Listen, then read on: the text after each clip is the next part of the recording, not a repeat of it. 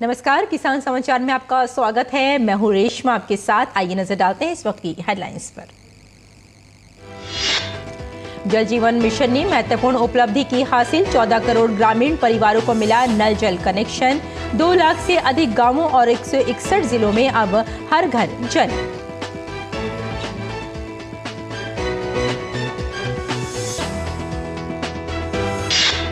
राष्ट्रीय सांख्यिकी कार्यालय के अनुसार वर्तमान वित्त वर्ष में भारतीय अर्थव्यवस्था की वृद्धि दर 7.3% रहने का अनुमान।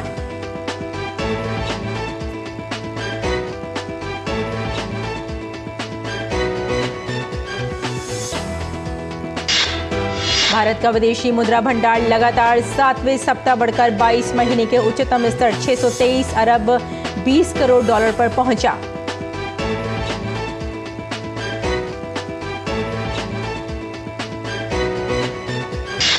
और उत्तर भारत में शीतलहर का कहर जारी। मौसम विभाग ने कुछ राज्यों में 2 दिनों के लिए ऑरेंज अलर्ट किया जारी। घने कोहरे का भी अलर्ट। और अब समाचार विस्तार से। जल जीवन मिशन ने 14 करोड़ 72.71% ग्रामीण परिवारों को नल जल कनेक्शन प्रदान करने की महत्वपूर्ण उपलब्धि हासिल कर ली है। 15 अगस्त 2019 को प्रधानमंत्री नरेंद्र मोदी द्वारा शुरू की गई भारत सरकार की इस प्रमुख पहल ने बेमिसाल गति और पैमाने का प्रदर्शन करते हुए केवल 4 वर्षों में ग्रामीण नल कनेक्शन कवरेज को आश्चर्यजनक रूप से 3 करोड़ से बढ़ाकर 14 करोड़ कर दिया है। यह महत्वपूर्ण उपलब्धि ग्रामीण विकास में एक आदर्श बदलाव का प्रतीक है, जो पानी की गुणवत्ता सुनिश्चित करने, समुदायों को सशक्त बनाने और सतत प्रक्रियाओं को बढ़ावा देने के लिए मिशन की प्रतिबद्धता को दर्शाती है। राज्यों, केंद्र शासित प्रदेशों और विभिन्न विकास भागीदारों के सहयोग से कार्य करते हुए जल जीवन मिशन ने कई महत्वपूर्ण उपलब्धियां हासिल की हैं। अब तक 6 राज्यों गोवा, तेलंगाना, हरियाणा, गुजरात, पंजाब और हिमाचल प्रदेश तथा 3 केंद्र शासित प्रदेशों पुडुचेरी, दमन और दीव, दादरा और नगर हवेली तथा अंडमान और निकोबार द्वीप समूह ने 100% कवरेज हासिल कर ली है। मिजोरम 98.68% और अगर अरुणाचल की बात की जाए तो अरुणाचल प्रदेश 98.48% और बिहार की अगर बात करें तो 96.42% कवरेज के साथ निकट भविष्य में 100% लक्ष्य हासिल करने के मार्ग पर है। और 2 लाख से अधिक गांवों और 161 जिलों में अब हर घर जल है। हर घर जल पहल से पर्याप्त सामाजिक आर्थिक लाभ मिल रहे हैं, जिससे ग्रामीण आबादी विशेषकर महिलाओं और युवा लड़कियों को रोजाना पानी लाने के कठिन काम से मुक्ति मिल रही है। इस बचाए गए समय का अब आय सृजन गतिविधियों, कौशल विकास और बच्चों की शिक्षा में सहायता के लिए उपयोग किया जा रहा है। सबका साथ, सबका विकास, सबका विश्वास और सबका प्रयास के सिद्धांत से प्रेरित होकर जल जीवन मिशन लगातार सतत विकास लक्ष्य 6 सभी को सुरक्षित और किफायती पानी उपलब्ध कराने की दिशा में आगे बढ़ रहा है। ग्रामीण क्षेत्रों में सभी घरों, स्कूलों, आंगनवाड़ियों और सार्वजनिक संस्थानों में नल के माध्यम से सुरक्षित पेयजल पहुंचने की मिशन की प्रतिबद्धता पूरी तरह विकसित भारत के उद्देश्यों के अनुरूप है। और वर्तमान वित्त वर्ष में भारत के सकल घरेलू उत्पाद की वृद्धि दर 7.3% रहने का अनुमान है। राष्ट्रीय सांख्यिकी कार्यालय के अनुमान के अनुसार निवेश और सरकार के व्यय के कारण खनन, विनिर्माण और वित्तीय सेवा क्षेत्र में वृद्धि होगी। ये समग्र रूप से जीडीपी की वृद्धि दर को तेज करने में सहायक होगी।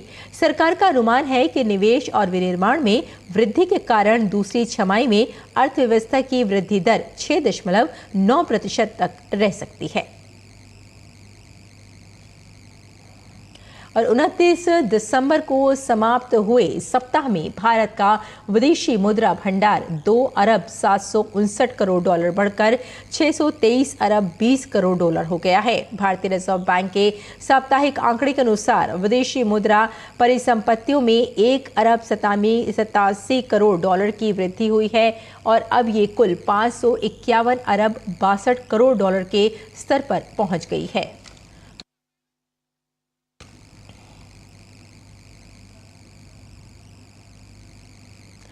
और केरल सरकार और भारतीय कृषि अनुसंधान परिषद, केंद्रीय समुद्री मत्स्य पालन अनुसंधान संस्थान के सहयोग से केरल के कोच्चि में समुद्री राज्यों में मत्स्य पालन की संभावनाओं को दोहन करना विषय पर एक राष्ट्रीय कार्यशाला की मेजबानी की। यह आयोजन दरअसल राज्य सहायता मिशन के तहत एक विशिष्ट पहल है। इस एक दिवसीय कार्यशाला में केंद्र और राज्य सरकारों के प्रमुख हितधारकों, शोधकर्ताओं, उद्योग प्रतिनिधियों और प्रोफेशनल विशेषज्ञों को एक मंच पर लाया गया है और इस दौरान स्थायित्व, बाजार संबंधों और जमीनी चुनौतियों से निपटने के क्षेत्र में भारत के विशाल समुद्री मत्स्य पालन के वादे को साकार करने के महत्वपूर्ण पहलुओं पर विचार विमर्श किया गया।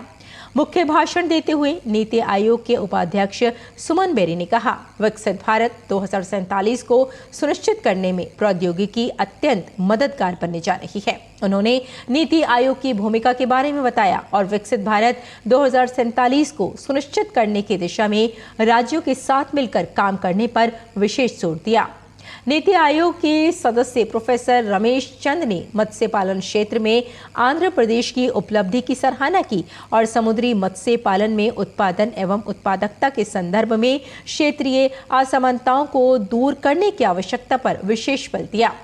इस कार्यशाला में उन समस्त क्षेत्रीय मुद्दों पर प्रगतिशील चर्चा हुई जिनके लिए नीतिगत बाधाओं को दूर करने, क्षमता में निहित अंतर को घटाने और भागीदारी बढ़ाने की आवश्यकता है। दरअसल ये सभी बड़े पैमाने पर रोजगार सृजित करने और भारत के लिए विदेशी मुद्रा अर्जक के रूप में समुद्री मत्स्य पालन की पूर्ण विकास क्षमता को हासिल करने के लिए अत्यंत आवश्यक है। इस कार्यशाला के 4 तकनीकी सत्र विभिन्न राज्यों में भारत की समुद्री मत्स्य उद्योग के सामने आने वाली चुनौतियों जैसे कि स्थायित्व हासिल करने के तौर तरीकों, निर्यात संबंधी प्रतिस्पर्धी क्षमता, आवश्यक अवसंरचना में निहित अंतर और आजीविका जैसे महत्वपूर्ण मुद्दों पर केंद्रित थे। केरल, कर्नाटक, तमिलनाडु, गोवा और उड़ीसा जैसे तटीय राज्यों ने अपने अपने सर्वोत्तम तौर तरीकों को साझा किया जिन्हें और भी ज्यादा बढ़ाया जा सकता है।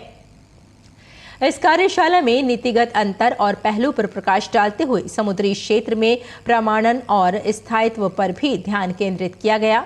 इसके अपेक्षित परिणामों में इस क्षेत्र की प्रगति में बाधक प्रमुख समस्याओं एवं कमियों की पहचान करना, बेहतर सुरक्षा और अवसंरचना के लिए स्थायित्व, विपणन और तकनीकी पहलू एवं रणनीतियां बनाने के लिए सिफारिशें पेश करना और हितधारकों के बीच आपसी सामंजस्य बढ़ाना शामिल है।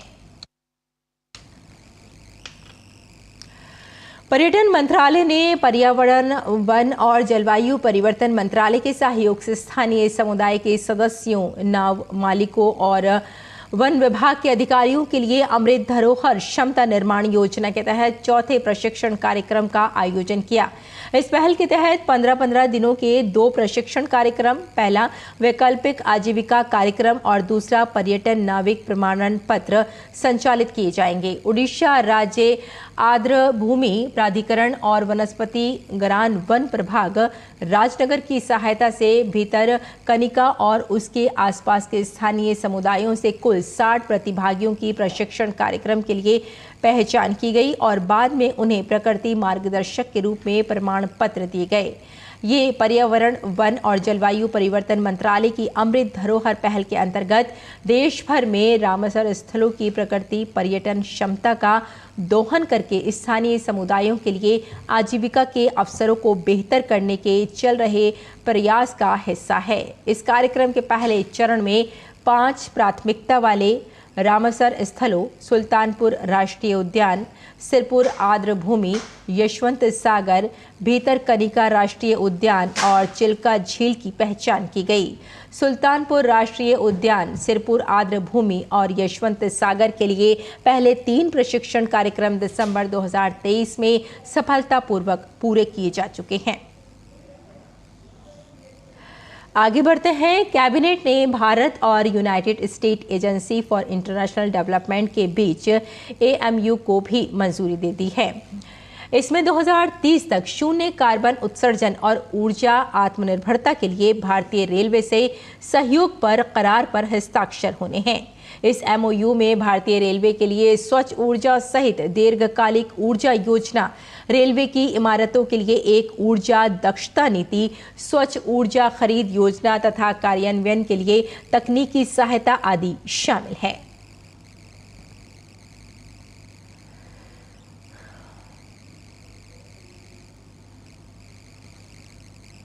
और कैबिनेट ने साथ ही फैसला लेते हुए हाइड्रोकार्बन क्षेत्र में सहयोग को लेकर भारत सरकार और गुयाना गणराज्य के बीच एमओयू को स्वीकृति दी है। इस हाइड्रोकार्बन क्षेत्र में सहयोग से भारत को कच्चे तेल के स्रोत में विविधता तथा देश की ऊर्जा और आपूर्ति सुरक्षा में वृद्धि हासिल होगी।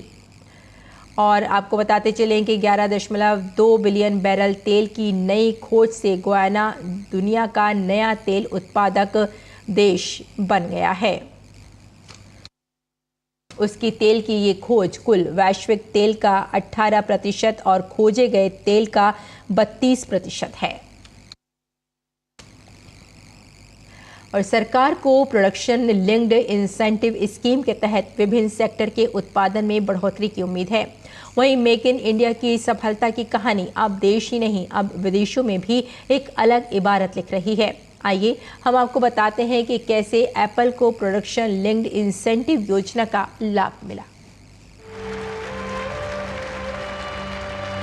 मेक इन इंडिया की सफलता की कहानी अब देश ही नहीं, अब विदेशों में भी एक अलग इबारत लिख रही है।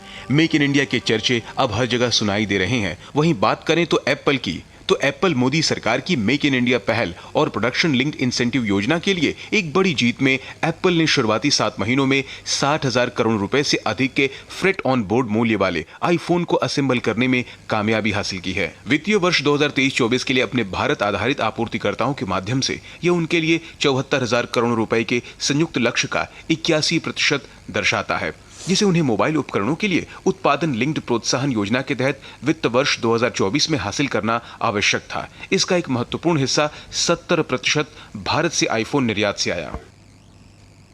ये आंकड़े 3 एप्पल विक्रेताओं फॉक्सकॉन, पेगाट्रॉन और विस्ट्रॉन अब टाटा द्वारा अधिकृत द्वारा उपलब्ध कराए गए डेटा पर आधारित है। फ्री ऑन बोर्ड के मूल्य में पूर्व फैक्ट्री लागत के साथ साथ विक्रेता तक पहुंचाने के लिए अतिरिक्त खर्च भी शामिल हैं। तीनों आपूर्तिकर्ताओं को वित्त वर्ष 2024 के अंत तक आईफोन उत्पादन में एफओबी मूल्य 1 लाख करोड़ रुपए तक पहुंचने का अनुमान। यह पीएलआई योजना के तहत उनकी प्रतिबद्धताओं की तुलना में 20 से 35% की वृद्धि दर्शाता है। नतीजतन भारत से मोबाइल उपकरणों के कुल निर्यात में एप्पल की हिस्सेदारी में उल्लेखनीय वृद्धि देखी गई है। उत्साहजनक प्रवृत्ति ने सरकार को मोबाइल डिवाइस उत्पादन के लिए महत्वाकांक्षी लक्ष्यों की घोषणा करने के लिए प्रेरित किया है। Bureau report, DD news. और भारत में अगले 2.5 दशकों में मध्य वर्ग का आकार 2 गुना हो सकता है। एक रिपोर्ट के अनुसार अगर देश की आर्थिक वृद्धि दर अगले 2.5 दशकों के दौरान 6 से 7% के बीच बनी रही तो देश में मध्य वर्ग का आकार 2020-21 के 31% से बढ़कर 2040-47 में 61% तक पहुंच जाएगा। देखिए ये रिपोर्ट। आयकर विभाग द्वारा जारी किए गए आंकड़े भारतीय मध्यम वर्ग में वृद्धि की ताकत को दर्शाते हैं। वहीं आयकर रिटर्न की बात करें तो वित्तीय वर्ष 2011-12 से ये आंकड़ा 2020-21 के अंत तक 2 गुना से अधिक हो गया है। वहीं 589 करदाताओं ने ₹500 करोड़ से अधिक की सकल कुल आय के साथ रिटर्न दाखिल किया है। परंतु वेतन आय अर्जित करने वालों के रिटर्न का डेटा के विश्लेषण से पता चलता है कि 9 साल की अवधि में प्रति वर्ष ₹5.5 से 25 लाख के बीच कमाई करने वालों की औसत वार्षिक वृद्धि 20% से अधिक है। इस डेटा से 2 चीजें स्पष्ट रूप से प्रकट होती हैं। एक, अर्थव्यवस्था की ग्रोथ और उसका सरलीकरण हो रहा है। प्रवेश स्तर के वेतनभोगी कर्मचारी जो प्रति वर्ष ₹5.5 लाख से 9.5 लाख के बीच कमाते हैं, उन्होंने इसी अवधि में 19% की वृद्धि देखी है।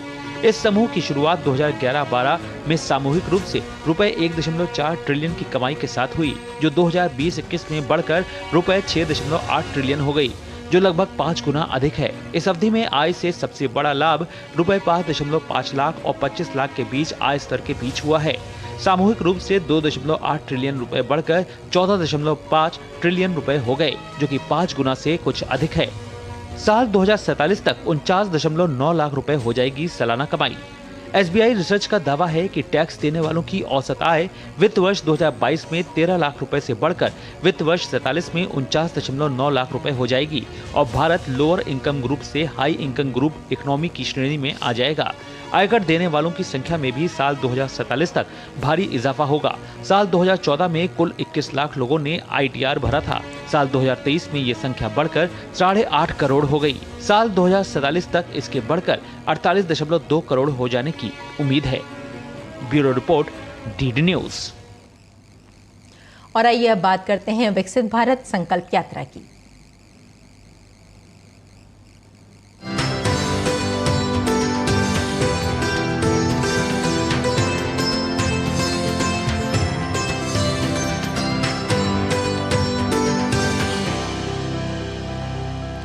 केंद्र सरकार द्वारा संचालित विभिन्न केंद्र प्रायोजित योजनाओं से झारखंड के गिरिडीह में विकास और जन कल्याण के कार्यों को नया आयाम मिल रहा है। विकसित भारत संकल्प यात्रा इस विकास की अनवरत यात्रा को साल 2047 तक मुकाम पर पहुंचाने के लिए सभी को साथ लेकर चल रही है। देखिए हमारी ये रिपोर्ट। गिरिडीह में विकसित भारत संकल्प यात्रा से स्थानीय लोगों में नई ऊर्जा का संचार हुआ है, जिससे विकास को नई दिशा मिली है। जिले के शीतलपुर में विकसित भारत संकल्प यात्रा का गर्मजोशी से स्वागत हुआ, जिसमें समाज के हर वर्ग की सहभागिता दिखी। विकास रथ से लोगों को केंद्र प्रायोजित जन कल्याणकारी योजनाओं की जानकारी दी गई। कार्यक्रम में उपस्थित लोगों ने साल 2047 तक भारत को आत्मनिर्भर और विकसित राष्ट्र बनाने का संकल्प लिया। करने का मौका मिला और उसके बाद में इस दौरान लाभुकों ने मेरी जुबानी मेरी कहानी का खत्म न होने वाला एक सिलसिला शुरू किया और केंद्र सरकार द्वारा संचालित योजनाओं के फायदे बताए और गिनाए भी। महिला लाभुक बेबी देवी ने कहा कि केंद्र सरकार ने PM आवास योजना का लाभ देकर जिंदगी को आसान बना दिया है। मैं पहले मिट्टी का मकान में रहता था, अब पाका का हो गया है। मैं खुश हूँ। धन्यवाद। केंद्र सरकार की मदद से खुशबू, उषा और सावित्री देवी के पक्के मकान और सुंदर आशियाने का सपना भी साकार हुआ है, जिसके लिए सबों ने एक स्वर में प्रधानमंत्री नरेंद्र मोदी का आभार जताया।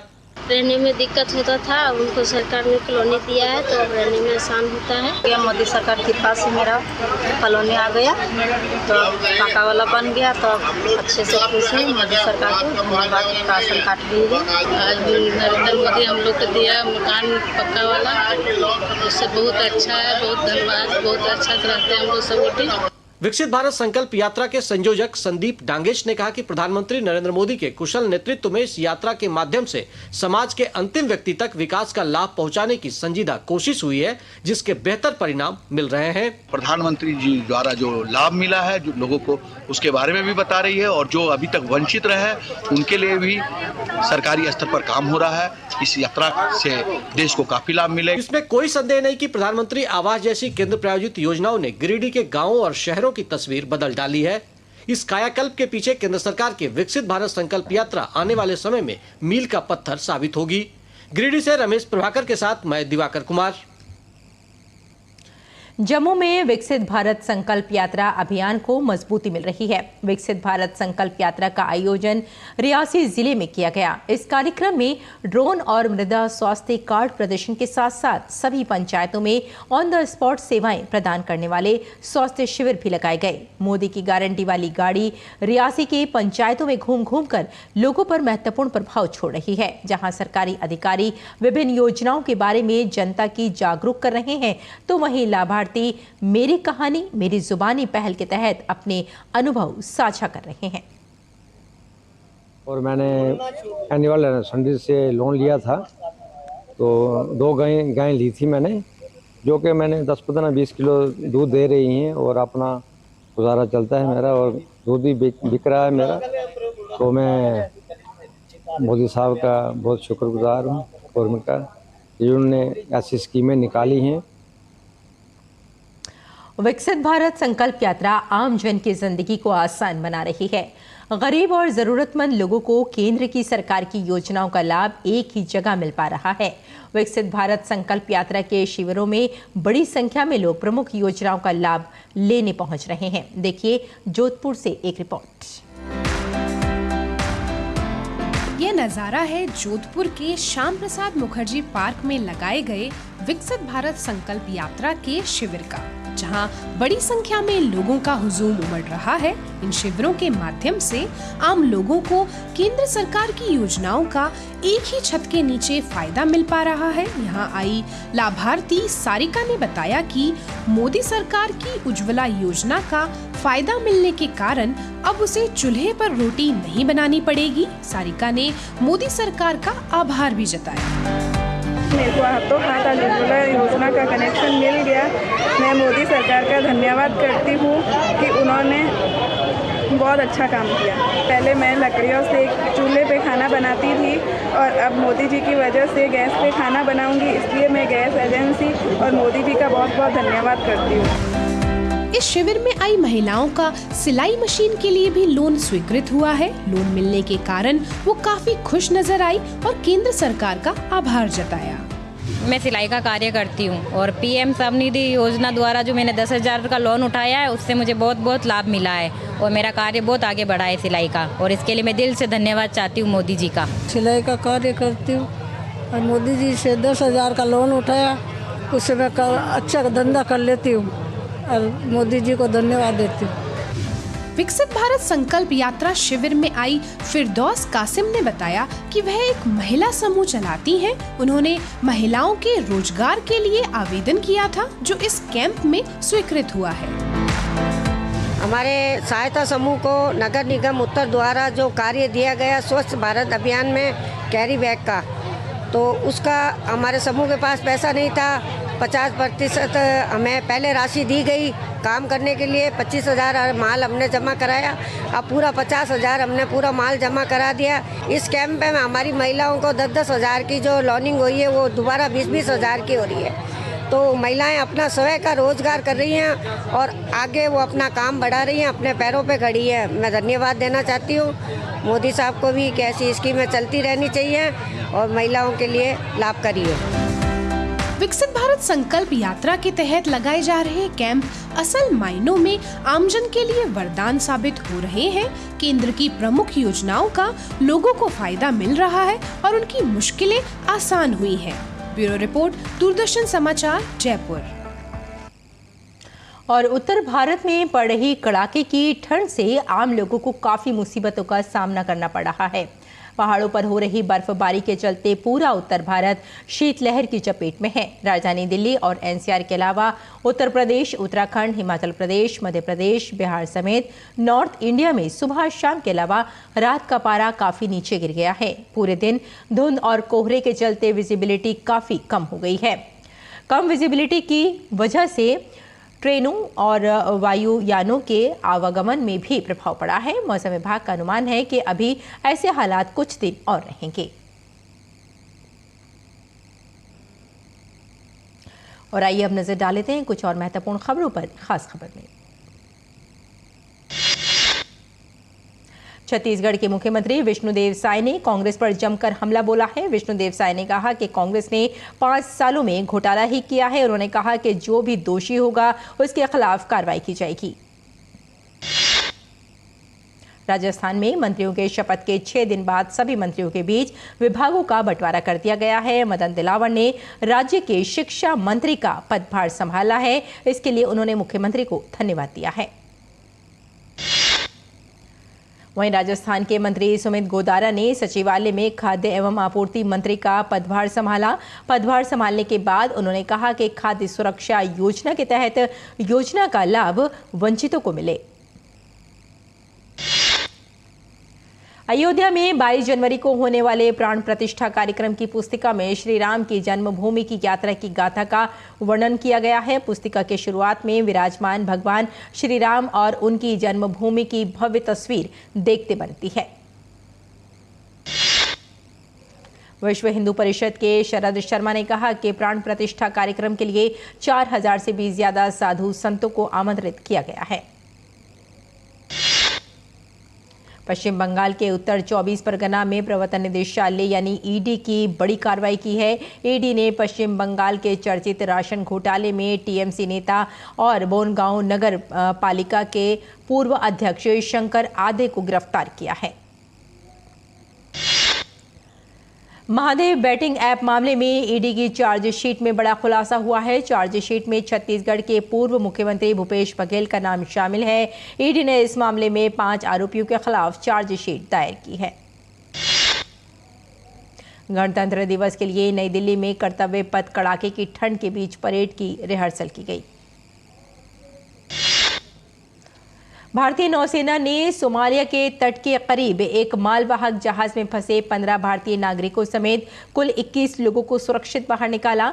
नौसेना को मालवाहक जहाज MV लीला नॉरफॉक पर कोई अपहरणकर्ता नहीं मिला। नौसेना का आकलन है कि उनकी चेतावनी के बाद समुद्री डाकुओं ने अपना इरादा बदल लिया होगा।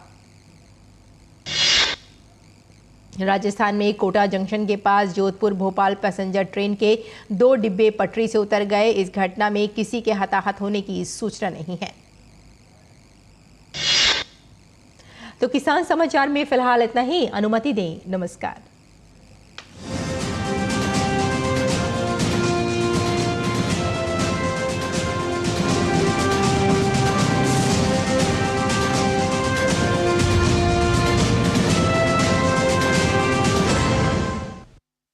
मैंने कहा था ना, जापानियों के साथ कोई और भी आ रहा है, वो रहा सुभाष चंद्र बोस। तुम्हारा नाम क्या है मास्टर? बोस विश्वरो। तो आज हमें अपना पहला बहादुर नागा साथी मिला है। बोस भी आज रात